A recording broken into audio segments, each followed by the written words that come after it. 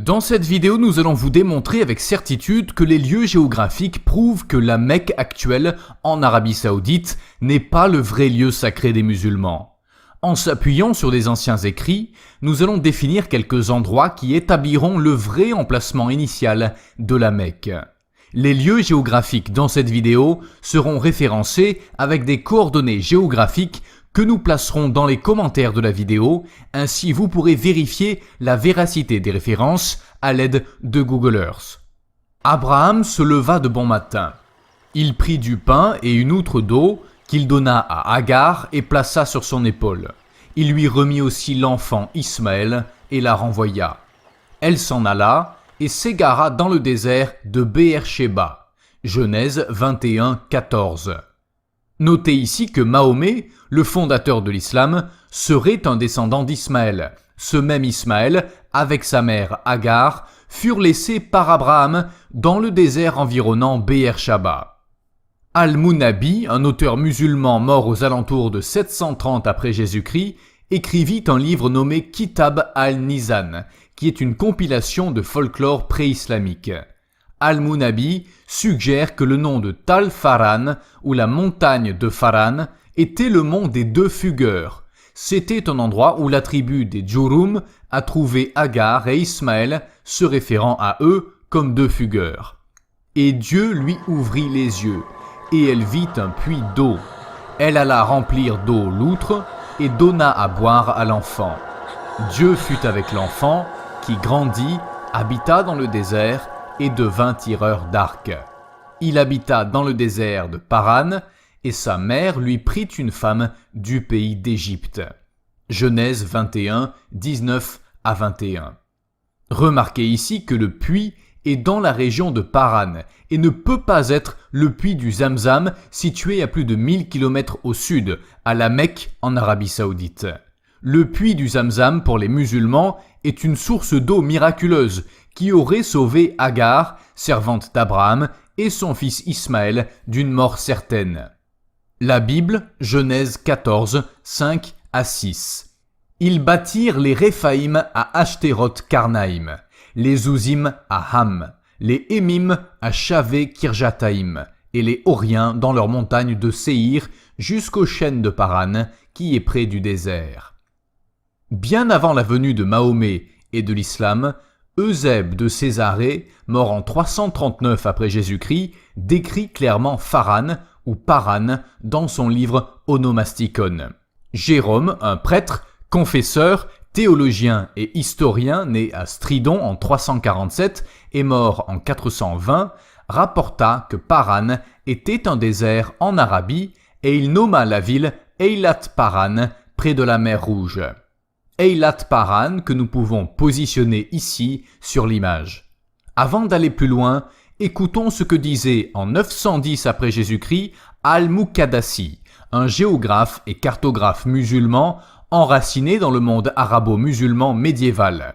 Il dit « Là où deux branches de la mer Rouge se séparent, au nord du Hidjaz, se trouve une région nommée Paran. » Le livre des Jubilés, écrit environ 200 ans avant Jésus-Christ, nous dit qu'Ismaël et ses fils habitaient Paran. Ceux-ci se mêlaient les uns aux autres et ils étaient nommés Arabes et Ismaélites. Sébéos, un évêque et historien arménien, décrit vers 660 la conquête musulmane de son époque. Il est la première source non musulmane à nommer Mahomet. Il dit « Un des enfants d'Ismaël, du nom de Mahomet, un marchand, qui se présenta à eux comme sur l'ordre de Dieu, en prédicateur. » Il mentionne aussi à propos des Arabes, ils se sont rassemblés et sont sortis de Paran. Aujourd'hui, de nombreux musulmans signalent Sébéos, un non-musulman, pour prouver que Mahomet a vraiment existé. Mais ils omettent de noter que Sébéos place Mahomet, à la fondation de l'islam, dans la région de Paran et non pas en Arabie Saoudite. La seule grande ville dans la région de Paran était Petra Adriana. Ce nom a été donné à la ville par l'empereur Adrien, qui l'a visité en 130. Par la suite, la ville sera connue sous le nom de Petra. Cependant, pendant les siècles avant la visite de l'empereur et longtemps après, la ville de Pétra était connue sous d'autres noms. Il y a un autre écrivain arménien, Thomas Artzrouni, qui écrivit avant sa mort en 887, à l'époque, dans un lieu de l'Arabie pétré Paran nommé Mecque, la Mecque, elle se présenta aux bandits, aux guerriers et aux chefs de bande, adorant dans un temple. Artzrouni est vraiment spécifique lorsqu'il mentionne l'endroit, l'Arabie pétrée Paran. L'Arabie pétrée était une province romaine. Paran spécifie le lieu dans cet état romain. Artzrouni mentionne quelque chose de merveilleux. Il écrit « Mecque, la Mecque ». Il a été très spécifique. Il écrit l'endroit comme la Mecque qui est la située dans Paran, au sud de la Jordanie. Écoutez attentivement. Thomas Artzrouni donne la localisation de la Mecque dans l'Arabie pétrée Paran. Artzrouni ne parle pas de quelque chose de flou, et il nous dit que le nom arabe de cette région était la Mecque. Pourquoi a-t-il souligné ça? Parce qu'au moment de sa rédaction, Pétra, également connue sous le nom de la Mecque, était abandonnée, et le nom de la Mecque a été transféré dans un endroit en Arabie Saoudite. À son époque, le seul nom utilisé pour désigner la Mecque était celui connu en Arabie Saoudite. Mais Thomas Artzrouni se souvient d'une époque où la Mecque était nommée Pétra. Il a placé Mahomet, se référant aux bandits, aux guerriers et aux chefs tribaux qui adoraient dans un temple que nous connaissons aujourd'hui sous le nom de la Kaaba. Comprenez l'importance. La ville de Pétra avait plusieurs noms. Elle était connue sous le nom de Rakim et Pétra pour les Romains, mais aussi nommée la Mecque pour les Arabes polythéistes. Artzrouni a mis l'emphase sur le nom la Mecque pour que vous compreniez qu'il parlait de la Mecque en Jordanie, dans la région de Paran, dans l'Arabie pétrée, et non celle de la Mecque en Arabie Saoudite. C'est la raison pour laquelle il était crucial de bien identifier la région de Paran. Aujourd'hui, beaucoup de musulmans croient que Paran est une région qui entoure la Mecque en Arabie Saoudite. Mais la vraie région de Paran est bien définie, c'est-à-dire beaucoup plus au nord de l'Arabie Saoudite, qui s'étend de l'ouest vers l'est en ne descendant pas plus bas qu'Eilat Paran. Un autre écrivain musulman, Al-Hamdani, écrit « Les montagnes de Paran sont autour de la Mecque et ont été nommées d'après le nom de Paran, le fils d'Amalek. » Al-Hamdani mentionne aussi que les Amalécites, descendants d'Amalek, étaient associés à la Mecque. L'histoire des Amalécites est bien documentée. Nous savons que les Amalécites vivaient au nord d'Édom et c'est très loin de la Mecque en Arabie Saoudite. En fin de compte, les Amalécites seront éliminés, mais les survivants ont dû fuir vers le mont Séhir. Nous retrouvons les informations dans la Bible. 1 Chroniques chapitre 4 versets 42 et 43. Il y eut aussi des fils de Siméon qui allèrent à la montagne de Séhir au nombre de 500 hommes. Ils avaient à leur tête Pélatia, Néaria, Réphaja et Uziel, fils de Jishai. Ils bâtirent le reste des réchappés d'Amalek et ils s'établirent là jusqu'à ce jour.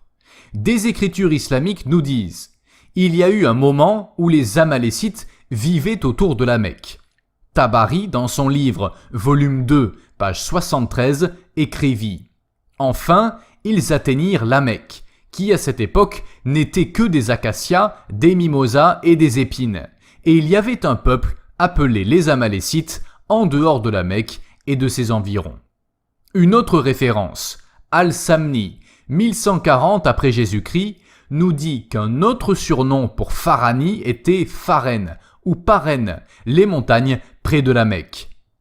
Une histoire en particulier venant du Coran nous confirme que le lieu où se situent les activités des musulmans se retrouve bien dans la région de l'Arabie pétrée. Nous savons qu'Allah parle aux musulmans en mentionnant qu'ils se déplacent près de Sodome et Gomorrhe.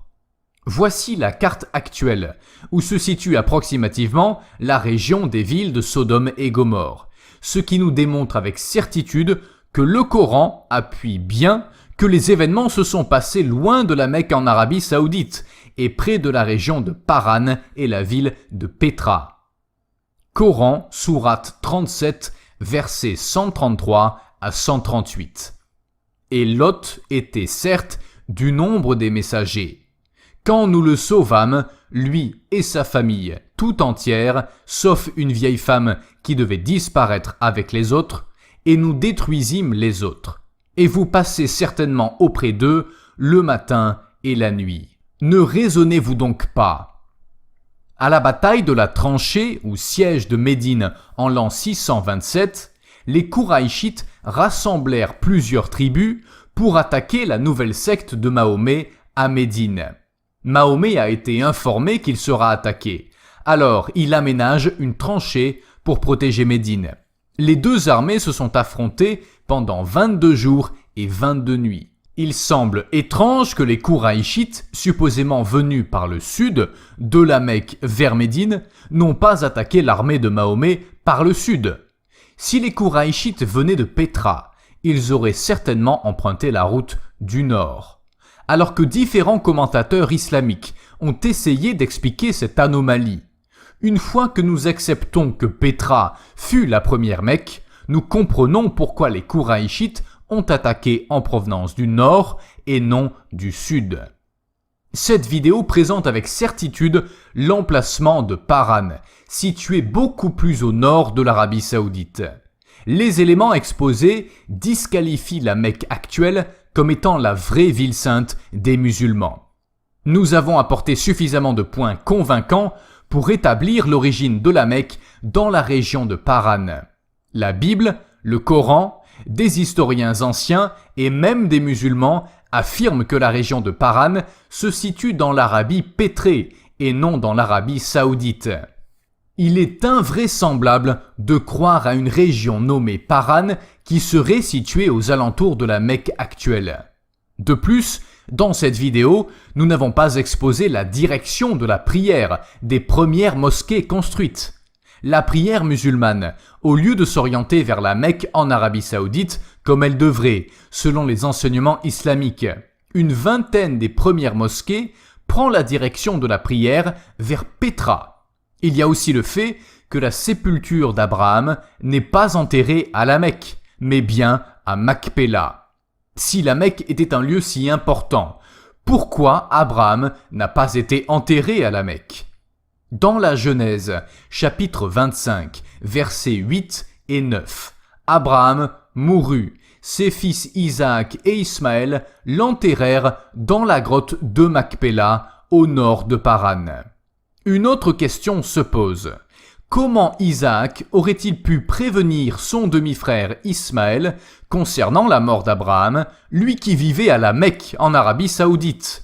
Selon l'islam, Ismaël vivait avec sa mère à la Mecque, à 1200 km de Makpela, soit une distance aller-retour de 2400 km. C'est au minimum 72 jours de route à dos de chameau. Pour ce faire, Isaac aurait dû se déplacer vers son demi-frère Ismaël, qui vivait à la Mecque, pour l'informer de la mort de leur père, puis revenir avec Ismaël pour l'enterrer. Donc ça fait une route de 2400 km. Le cadavre d'Abraham aurait déjà été en état très avancé de décomposition à leur arrivée. Dans les régions chaudes, l'enterrement devait s'effectuer très rapidement à cause de la chaleur qui décomposait les corps en un rien de temps. On parle de 24 heures pour la mise en terre dans beaucoup de coutumes islamiques. Nous sommes très loin des 72 jours qu'il aurait fallu à Isaac pour faire un aller et un retour avec son demi-frère Ismaël. La Mecque n'a jamais été répertoriée sur la route de l'encens, alors que Petra, oui. Aucune archéologie à la Mecque actuelle ne démontre des découvertes qui laisseraient supposer d'une quelconque activité au temps de Mahomet, alors qu'à Petra, oui.